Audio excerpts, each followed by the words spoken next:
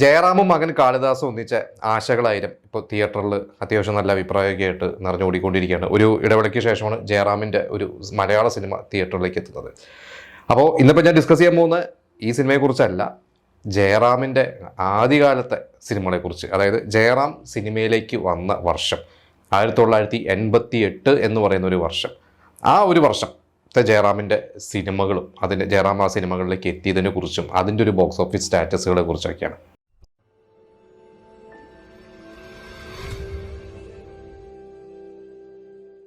മിമിക്രിയിലൂടെയാണ് ജയറാമിൻ്റെ കലാജീവിതം തുടങ്ങുന്നത്. ആദ്യം ചെറിയ അമ്പലപ്പറമ്പുകളിലും അവിടെ നാട്ടിലൊക്കെ ചെറിയ മിമിക്രിക്ക് ചെയ്ത് പിന്നീടാണ് കലാഭവനിലേക്ക് എത്തുന്നത്. അപ്പോൾ നിങ്ങൾ പലർക്കും അറിയുന്നുണ്ടാവും, ജയറാമിൻ്റെ കലാഭവനിലെ മിമിക്രി ആ ഒരു വീഡിയോ ഒക്കെ കണ്ടിട്ടാണ് പത്മരാജൻ കാസ്റ്റ് ചെയ്യുന്നത്. അപ്പോൾ ആ കലാഭവനിലെ ആ ഒരു സമയത്ത് ശരിക്ക് സിദ്ദിഖ് ലാലൊക്കെ ആയിരുന്നു ആദ്യകാലത്ത് കലാഭവൻ ഉണ്ടായിരുന്നത്. അതിൽ ലാലിന് പകരം ലാലൊക്കെ സിനിമയിലേക്കൊക്കെ അസിസ്റ്റന്റ് ഡയറക്ടറൊക്കെ പോയ ആ ഒരു ഗ്യാപ്പിൽ ആ ഒരു സ്പേസിലേക്കാണ് ജയറാം വരുന്നത്. അന്ന് ജയറാമിൻ്റെ കൂടെ ഈ പറഞ്ഞ സൈനുദ്ദീനും പിന്നെ നാരായണൻകുട്ടി അങ്ങനെ ഒരുപാട് പേരൊക്കെ ഉണ്ടായിരുന്നു അന്ന് കലാഭവനിൽ. അപ്പോൾ അന്ന് പത്മരാജൻ ആ ഒരു വർഷം, അതായത് ആ ഒരു കാലഘട്ടത്തിൽ പത്മരാജൻ്റെ എല്ലാ സിനിമയും മോഹൻലാലിനെയും മമ്മൂട്ടി വെച്ച്, അതായത് മോഹൻലാലായിരുന്നു പത്മരാജൻ്റെ സ്വന്തം ഒരാൾ. അപ്പോൾ മോഹൻലാലിൻ്റെ ഡേറ്റും കാര്യങ്ങളൊക്കെ പ്രശ്നം വന്നു കഴിഞ്ഞപ്പോൾ ഈ അപരൻ എന്ന് പറയുന്ന ആ ഒരു കഥ സിനിമയാക്കാൻ വേണ്ടി ആലോചിച്ചപ്പോൾ മോഹൻലാലിനായിരുന്നു മനസ്സിലാലോചിച്ചത്. പക്ഷേ മോഹൻലാൽ അന്ന് ഒരുപാട് സിനിമകൾ തിരക്കായതുകൊണ്ട് അന്ന് ഈ നമുക്കറിയാം രാജാവിൻ്റെ മകനും 20-ാം നൂറ്റാണ്ടൊക്കെ കഴിഞ്ഞ് മോഹൻലാൽ ഒരു ആക്ഷൻ ഹീറോ എന്ന രീതിയിലും കൂടി ഇങ്ങനെ ഒരു സൂപ്പർ സ്റ്റാറെ കയറി വന്ന് തിളങ്ങിക്കൊണ്ടിരിക്കുകയാണ്. അപ്പോൾ മോഹൻലാലിൻ്റെ ഡേറ്റ് ഉടനെ കിട്ടില്ല എന്ന് പറഞ്ഞപ്പോൾ ഒരു പുതിയൊരു നായകനെ നോക്കാം എന്ന് പറഞ്ഞിട്ടാണ് ജയറാമിലേക്ക് എത്തുന്നത്. ആ ജയറാമിൻ്റെ കലാഭവനിലെ വീഡിയോ ഒക്കെ കണ്ടു കഴിഞ്ഞപ്പോൾ ആ കൂട്ടത്തിൽ അന്ന് ഏറ്റവും ഒരു സുന്ദരനായ അത്യാവശ്യം പൊക്കമൊക്കെ ഉള്ള ഒരു നായകൻ്റെ ലുക്കുള്ള ജയറാം പത്മരാജൻ്റെ മകൻ ആണ് സജസ്റ്റ് ചെയ്യുന്നത്. പിന്നെ ജയറാമിൻ്റെ വലിയച്ഛനായ മലയാറ്റൂർ രാമകൃഷ്ണൻ ഈ അടുത്ത് അദ്ദേഹത്തിൻ്റെ ഒരു ഓർമ്മയുമായി ബന്ധപ്പെട്ട് ജയറാം പറയുകയും ചെയ്തിരുന്നു. മലയാറ്റൂർ അദ്ദേഹം സജസ്റ്റ് ചെയ്ത് അങ്ങനെയാണ് ജയറാമിനെ കാണുന്നതും ജയറാമിനെ ഫിക്സ് ചെയ്തു. അപ്പോൾ അപരൻ എന്ന് പറയുന്ന ആ ഒരു സിനിമ കമ്മിറ്റ് ചെയ്യുമ്പോൾ അതിനൊപ്പം തന്നെ തൊട്ടടുത്ത സിനിമയും 3-ാം പക്കം, അതായത് 2 സിനിമകളാണ് ജയറാമിന് അന്ന് കിട്ടിയത്. അപ്പോൾ ജയറാം എന്ന് പറയുന്ന ഒരു നടൻ അന്ന് എനിക്ക് തോന്നുന്നു ആ ഒരു കാലഘട്ടത്തിൽ ഏതെങ്കിലും ഒരു നടന് ഇതുപോലൊരു ഭാഗ്യം ഉണ്ടോ എന്ന് അറിയില്ല. കാരണം പത്മരാജനെ പോലത്തെ ഒരു മികച്ച സംവിധായകൻ, മുൻനിര സംവിധായകൻ്റെ 2 സിനിമയിൽ നായകനായിട്ട് കമ്മിറ്റഡ് ആവുകയാണ്. അതിനു മുമ്പ് റഹ്മാനൊക്കെ കൂടെ എവിടെയൊക്കെ കമ്മിറ്റ് ചെയ്തിട്ടുണ്ട്. ശങ്കർ, മഞ്ഞു വിരിഞ്ഞ പൂക്കൾ ഒക്കെ കിട്ടിയിട്ടെങ്കിലും അതൊക്കെ ആദ്യ ഒരു സിനിമ. പിന്നെ അത് ഇറങ്ങുമ്പോഴോ അതിന് ശേഷം, ഇത് ആദ്യ സിനിമ തുടങ്ങുന്നതിന് മുമ്പ് തന്നെ 2 സിനിമകളാണ് അങ്ങോട്ട് കിട്ടുന്നത്. അപ്പോൾ 88 എന്ന് പറയുന്ന ഒരു വർഷം വളരെ പ്രധാനമാണ് ജയറാമിന്. ഈ പറഞ്ഞ അപരനും 3-ാം പക്കവും ഈ 2 സിനിമകളും. ഇത് കഴിഞ്ഞിട്ട് ഒരു 4 സിനിമകളാണ് ജയറാമിൻ്റെ ആ വർഷം. അതായത് ജയറാമിന് ഒരുപാട് അവസരങ്ങൾ കിട്ടി. അതിലൊരു 4 സിനിമകളാണ് ജയറാമിന് ശരിക്ക് അന്ന് റിലീസ് ചെയ്തത്. അപ്പം ഞാനിപ്പോൾ ഈ 88 റിലീസ് ചെയ്ത സിനിമകളെ കുറിച്ചാണ് പറയുന്നത്. അപ്പോൾ ആദ്യം അപരൻ ആ ഒരു 88 ഫെബ്രുവരിയിൽ ഷൂട്ട് തുടങ്ങുന്നു, മെയ്യിൽ റിലീസാവുന്നു. അത് കഴിഞ്ഞിട്ട് പിന്നീട് 3-ാം പക്കം റിലീസാവുന്നു. ഇത് കഴിഞ്ഞിട്ട് ഉണ്ണികൃഷ്ണൻ്റെ ആദ്യത്തെ ക്രിസ്മസ്, അത് കമലിൻ്റെ സിനിമയാണ്.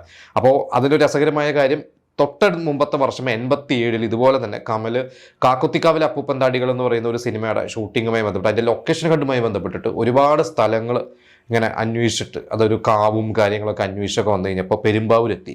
അപ്പോൾ പെരുമ്പാവൂരെത്തി കഴിഞ്ഞപ്പോൾ അവിടെ വെച്ചിട്ട് എന്താ പറയുക, ഒരു ലൊക്കേഷൻ നോക്കിക്കൊണ്ടിരിക്കുന്ന സമയത്ത് അവിടെ ഒരു കവലയിലിരിക്കുന്ന, അല്ലെങ്കിൽ ഒരു മതിലിൻ്റെ മുകളിലിരിക്കുന്ന കുറച്ച് ഒരു ചെറുപ്പക്കാരൻ ഓടി വന്നിട്ട് പറഞ്ഞു, കമൽ സാറല്ലേ, എൻ്റെ പേര് ജയറാം എന്നാണ്, ഞാൻ കലാഭവനിലാണ് എന്നൊക്കെ പറഞ്ഞ് അങ്ങോട്ട് പരിചയപ്പെട്ട് എനിക്ക് തോന്നുന്നു അന്ന് ജയറാമിൻ്റെ വീട്ടിലേക്കൊക്കെ ഇവരെ കൊണ്ടുപോയി ചായയൊക്കെ കൊടുത്ത് എന്നൊരു കൂട്ടത്തിൽ ഒരു ചാൻസും ചോദിച്ചു. അന്ന് കാക്കുത്തിക്കാവിലെ അപ്പൂപ്പന്താടികളിൽ ചാൻസ് ചോദിച്ചു. പക്ഷേ അന്ന് എന്തോ ഒരു ചെറിയൊരു വേഷം മാത്രമേ അന്ന് ആ ഒരു സിനിമയിൽ ഉണ്ടായിരുന്നുള്ളൂ. അപ്പോൾ ആ ഒരു ചെറിയ റോള് ജയറാമിന് കൊടുക്കണ്ട എന്ന് വിചാരിച്ചിട്ട് ആ റോള് കൊടുത്തില്ല.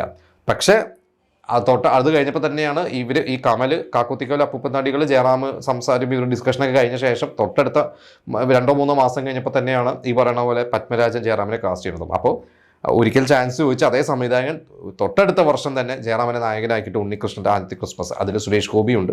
പിന്നെ ആ സിനിമ അന്ന് അങ്ങനെ ഭയങ്കര വലിയ വിജയമൊന്നും അല്ലായിരുന്നു. എനിക്കൊന്ന് ഇന്നത്തെ ജനറേഷൻ പലരും ആ സിനിമ കണ്ടിട്ടുണ്ടാവില്ല.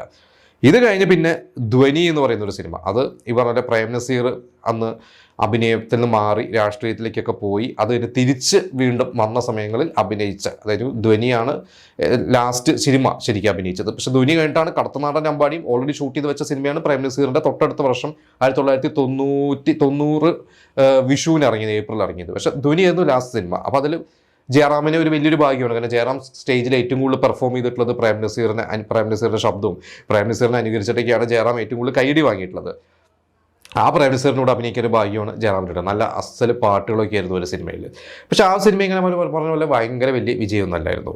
പക്ഷേ ഇത് കഴിഞ്ഞിട്ടുള്ള ഒരു 2 സിനിമകൾ, അതിൽ വിറ്റ്നസ്സും പൊന്മുട്ടിടുന്ന താറാവും, ഈ 2 സിനിമ ജയറാം എന്ന് പറഞ്ഞ നടന് ഒരു കമേഴ്ഷ്യലി ഈ പറഞ്ഞ പോലെ ജയറാമിന് ഭയങ്കര ഗുണം ചെയ്തു. അതിൽ വിറ്റ്നസ് വിജയ് തമ്പിയാണ് സംവിധാനം ചെയ്തത്. അപ്പോൾ വിജയ് തമ്പിയുടെ രണ്ടാമത്തെ സിനിമയാണ്. അതായത് ഡേവിഡ് മിസ്റ്റർ ഡേവിഡ് എന്ന് പറയുന്ന സിനിമയ്ക്ക് ശേഷം ചെയ്ത സിനിമയാണ് വിറ്റ്നസ്. അപ്പോൾ ഇതിലും വിജയ് തമ്പി പറഞ്ഞിട്ടുണ്ട്, അതിൽ ജയറാമിൻ്റെ ആദ്യ സിനിമ ഇറങ്ങി ഒരു 2-3 ആദ്യ സിനിമ ഇറങ്ങുമ്പോൾ തന്നെ കമ്മിറ്റ് ചെയ്ത സിനിമയാണ്. അതിൽ ജഗതി ശ്രീകുമാറും ജയറാമും ത്രൂ ഔട്ട് നമുക്കറിയാം വി ഹെൽപ്പ് എന്നൊക്കെ പറഞ്ഞ് 2 ചെറുപ്പക്കാർ സ്വയം തൊഴിൽ കണ്ടെത്തുന്നതൊക്കെയാണ് അതിൻ്റെ കാര്യങ്ങൾ. ഒരു ത്രില്ലർ മൂഡിൽ പോകുന്ന സിനിമയാണ്. അതിൽ ജഗതി ശ്രീകുമാറിനെ പോലെ അസാധ്യ ടൈമിംഗ് ഉള്ള ഒരു ആർട്ടിസ്റ്റിൻ്റെ കൂടെ എന്താ പറയുക കട്ടയ്ക്ക് നിൽക്കുക എന്ന് പറഞ്ഞ പോലെ വിജയ് തമ്പി പറഞ്ഞിട്ടുണ്ട്. അത് ജയറാമിനെ സമയം അവിടെ മനസ്സിലായി ജയറാം ഒരു സ്റ്റാർ ആവും, കാരണം അതേപോലെ ഒരു ടൈമിങ്ങും കാര്യങ്ങളൊക്കെ ഉള്ളത്. ആ സിനിമ ഭയങ്കര ഹിറ്റായ ഒരു സിനിമയായിരുന്നു. പിന്നെ പൊന്മുട്ടുന്ന താറാവ്, ഈ പറഞ്ഞ പോലെ സത്യനന്ദിക്കാട് എന്ന് പറയുന്ന ആ ഒരു സംവിധായകൻ്റെ ക്യാമ്പിലേക്ക് ജയറാം എത്തുന്നത്. അതുവരെ നമുക്കറിയാം സത്യനന്ദിക്കാട് മോഹൻലാൽ സിനിമകളൊക്കെ ചെയ്യുന്നു, ഇടയ്ക്ക് മമ്മൂട്ടി വെച്ച് ശ്രീധരൻ്റെ ഒന്നാം തരി മുറിവൊക്കെ ചെയ്തിട്ടുണ്ട്.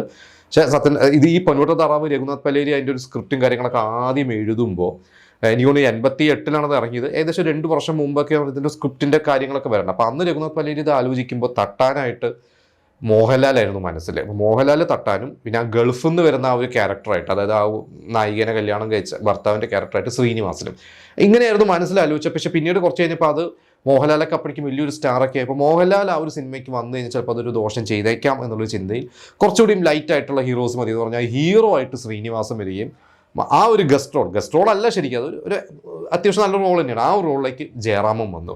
അപ്പോൾ അത് ജയറാമിനും ഭയങ്കരമായിട്ടൊരു ഗുണം ചെയ്തു. കാരണം ഇത്രയും എനിക്കൊണ്ട് ജയറാം സിനിമയിൽ വന്നിട്ട് ഒരുപാട് ആർട്ടിസ്റ്റുകളുടെ കൂടെ ഒരു ഇന്നസെൻറ്റും ഇവരെല്ലാവരുടെയും കൂടെ ഭയങ്കര ശക്തമായിട്ടുള്ള റോൾ ചെയ്ത ഒരു സിനിമയായിരുന്നു പൊന്മുട്ടുന്ന. അപ്പോൾ ഇത്രയും സിനിമകളാണ് 88, അതായത് ആദ്യ സിനിമ ഇറങ്ങുന്നതിന് മുമ്പ് തന്നെ അവസരങ്ങൾ കിട്ടുന്നു. ബാക്ക് ടു ബാക്ക് സിനിമകൾ കിട്ടി ഒരു 5-6 സിനിമകൾ ആദ്യ വർഷം, ഇതിൽ പലതും സൂപ്പർ ഹിറ്റ് ആവുന്നു. അപ്പോൾ 88 ഡിസംബറൊക്കെ ആകുമ്പോഴേക്കും ജയറാമിന് അടുത്ത ഒരു വർഷത്തേക്കുള്ള ഒരുപാട് സിനിമകൾ ജയറാമിന് അവസരങ്ങൾ വന്നു തുടങ്ങി. കുറേ സിനിമകൾ ജയറാമിന് ഒഴിവാക്കേണ്ടി വന്നു, കുറേ ജയറാമിൻ ചെയ്തു, പലതും ഹിറ്റായി. അപ്പോൾ ആ സിനിമകളെ കുറിച്ചൊക്കെ നമുക്ക് മറ്റൊരു എപ്പിസോഡിൽ ചർച്ച ചെയ്യാം.